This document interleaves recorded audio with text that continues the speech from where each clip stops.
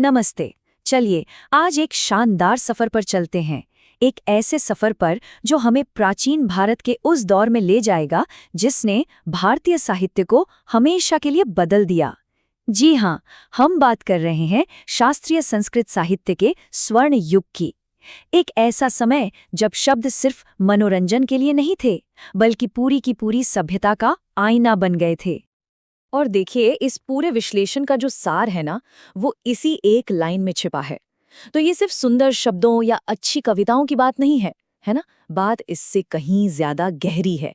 ये साहित्य एक ऐसा शीशा है जिसमें उस समय का समाज, उनकी राजनीति, इंसानी जज्बात और उनकी गहरी सोच सब कुछ साफ साफ दिखाई देता है।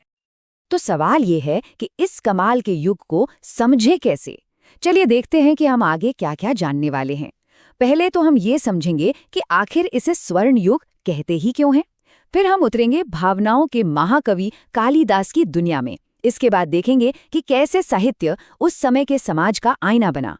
और आखिर में इसकी उस गहरी बौद्धिक विरासत पर नजर डालेंगे जो आज भी हमारे साथ है। तो सबसे पहला और सबसे जरूरी सवाल, आखिर किसी दौर को स्वर्ण युग बनाता क्या है? देखिए, संस्कृत साहित्य के मामले में इसकी वजह ये थी कि साहित्य के कई अलग अलग पहलू एक ही समय में अपनी बुलंदी पर पहुंच गए थे। ये एक तरह का रचनात्मक विस्फोट था। अब ये जो चीजें हैं ना, ये बहुत दिलचस्प हैं। ये सिर्फ अलग अलग हिस्से नहीं थे, बल्कि इन सब का एक जबरदस्त मिश्रण था। भाषा अपने चरम पर थी, रस की कला में महारत थी, मतलब कहानी के जरिए पढ़ने वाले या देखने वाले के अंदर प्यार या दुख या कोई और गहरी भावना जगा देना। और अलंकार का इस्तेमाल, यानी भाषा को सजाने का हुनर, वो तो बस कमाल का था। तो ये सिर्फ कहानियां नहीं थी, ये अपने आप में एक पूरा बौद्धिक और कलात्मक सिस्टम था। और हाँ, जब भी इस युग की बात होती है, एक नाम तो सबसे ऊपर आता है, कालिदास। वो एक ऐसे गुरु थे जिनकी रचनाओं ने इंसानी भावनाओं के हर पहलू को छुआ, उसे समझा और हमारे सामने रख दिया। कालिदास की सबसे बड़ी खासियत ये थी कि उन्होंने साहित्य की 3 बिल्कुल अलग-अलग विधाओं, यानी नाटक, गीतिकाव्य और महाकाव्य, इन तीनों में महारत हासिल की। और ये अपने आप में, आप सोचिए, कितनी बड़ी बात है।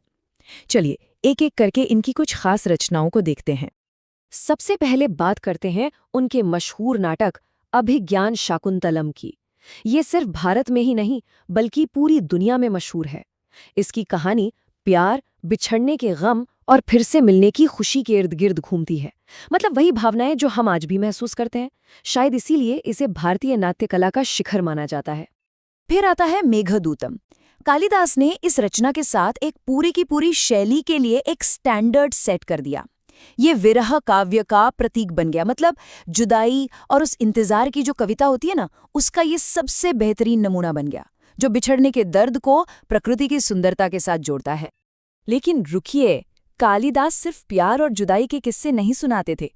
उनका महाकाव्य रघुवंशम सिर्फ राजाओं की एक कहानी नहीं है, ये आदर्श राजधर्म का एक खाका है। मतलब एक आदर्श राजा का धर्म क्या है, उसकी अपनी प्रजा और राज्य के प्रति क्या जिम्मेदारियां हैं, ये एक तरह से आदर्श शासन के लिए एक पोएटिक गाइड है। तो चलिए अब भावनाओं की दुनिया से निकलकर जरा असल दुनिया की तरफ चलते हैं।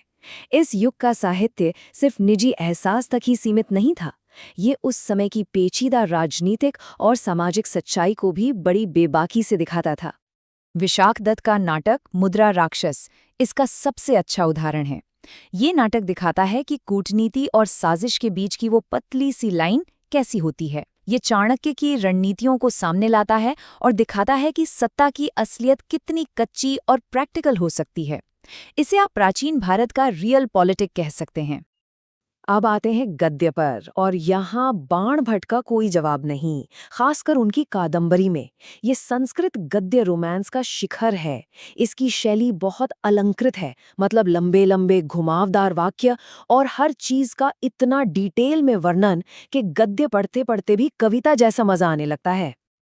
और बाण भट्ट की प्रतिभा तो देखिए, एक तरफ तो कादंबरी जैसी पूरी तरह से काल्पनिक प्रेम कहानी, और दूसरी तरफ हर्षचरित, जो कि सम्राट हर्षवर्धन की असल जिंदगी पर आधारित है। ये हमें उस दौर के समाज, दरबार और इतिहास की एक सच्ची, जीती जागती तस्वीर दिखाती है। ये साहित्य और इतिहास का एक बहुत ही दुर्लभ संगम है। लेकिन बात सिर्फ इन महान रचनाओं तक ही खत्म नहीं होती।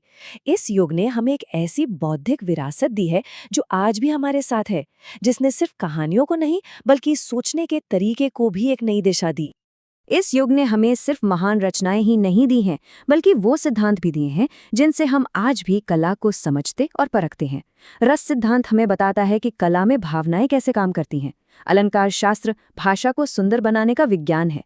ध्वनि सिद्धांत हमें शब्दों के पीछे छिपे गहरे मतलब को समझने में मदद करता है। और नाट्य शास्त्र तो खैर नाट्य कला के लिए एक पूरी गाइड बुक है। ये वो सिद्धांत हैं जिन्हें इसी दौर में परफेक्ट किया गया था। तो चलिए एक बार फटाफट सब कुछ समेट लेते हैं। कालिदास का प्रेम और विरह काव्य, विशाखदत्त का राजनैतिक यथार्थवाद और बाण भट्ट का गद्य रोमांस और साहित्यिक इतिहास।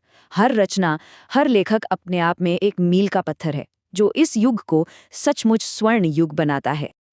आप देखिए, साहित्य सिर्फ कहानियां नहीं होता, ये किसी भी सभ्यता की आत्मा का एक दस्तावेज होता है। तो ये हमें एक बहुत बड़े सवाल पर लाकर छोड़ देता है।